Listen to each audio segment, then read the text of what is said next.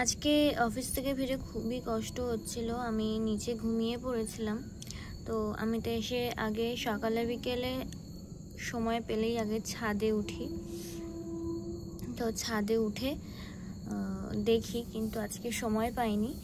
দেখো গাছটা এখনো ঠিক মতো পরিণতই হয়নি, কুড়ি নিয়ে চলে এসেছে। আইডি হচ্ছে মৃণালিনী, মাত্র 16 দিনের মধ্যে।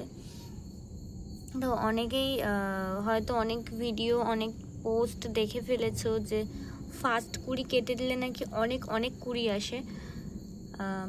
এই তো বৃষ্টির ওয়েদার, মানে সব সময় একবার বৃষ্টি হচ্ছে একবার রোদ হচ্ছে, এই করে কুড়িগুলো নষ্ট হয়ে যাচ্ছে।